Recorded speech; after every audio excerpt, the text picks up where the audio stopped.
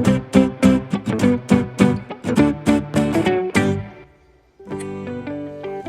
there, I'm Dr. Gallagher. Nice to meet you. This is Dobby. This is Dobby. Oh, hey, buddy.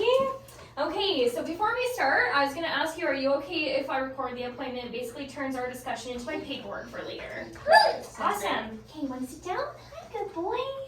Okay, so Dobby is a 3-year-old male neutered sheepadoodle who's here for a checkup. So what's been going on with him?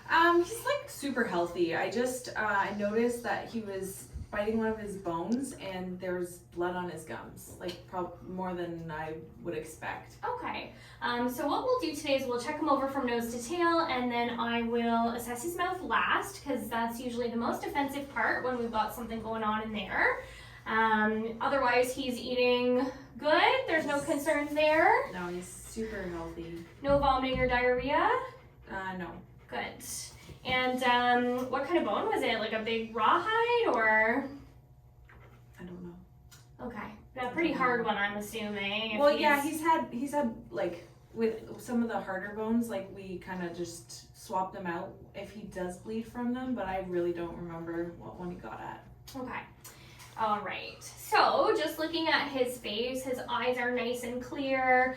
His ears have some hair in them bilaterally, but there's really no redness, no debris. His lymph nodes feel normal up here. He seems well hydrated. Like I said, we'll look at his mouth last. He has a nice healthy hair coat. You're a really fluffy guy, aren't ya? Yeah, he needs a haircut. Okay, and his mobility's good. He's getting around okay? Oh, he's running. Great. Okay, buddy, hold Way on. faster than me. Sit, buddy. Was it good? Dobby, wait. Dobby.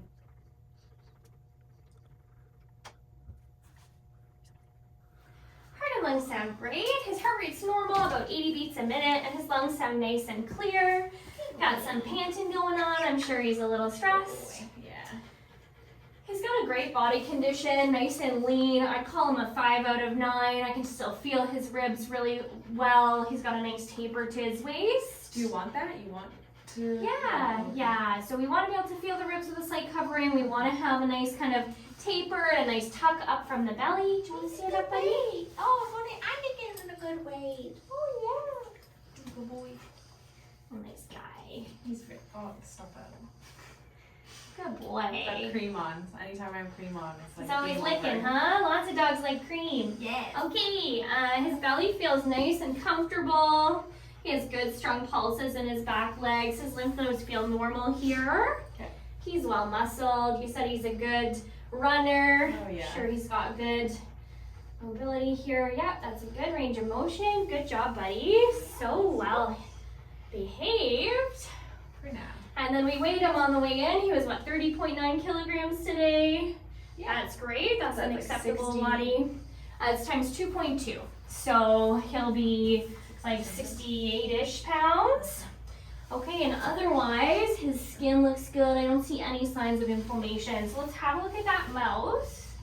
Hi, I know this part's really hard, huh, buddy? Okay, honey. It's okay.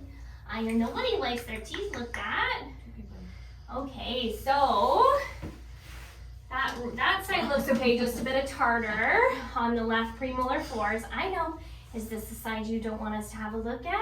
Okay, we're gonna look real quick, okay? Good boy. Okay.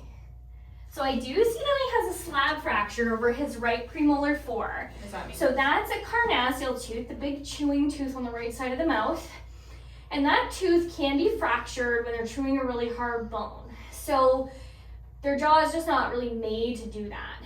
So what I would suggest, usually when they're fractured, if they're fractured right up to the gum line, we do recommend extracting that tooth.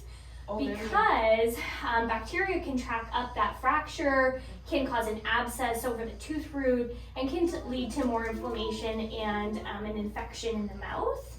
So what I can do is I can get you a dental treatment plan to go over the cost of that, and we can schedule him in for that extraction, and then I would definitely avoid hard bones in the future. I think for right now, if he's eating well, he's not seeming super painful over that tooth, I think we're probably okay to monitor until we can get him in for his dental. Okay.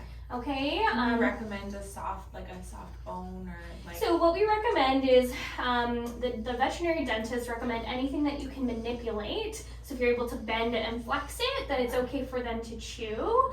Another rule of thumb, which we don't always talk about, but is basically if it's too hard to smack against your leg, then it's too hard for them to chew. So not everybody wants to do that one. So I always like to go by the manipulation of so the Kong toys are quite good because they're rubber and they can still get that chewing action, but we're not going to get any breaking of any big teeth. Okay. Okay, great. So I'll pop out and get that treatment plan, and then we can go from there. Perfect. Thanks. Okay, no problem.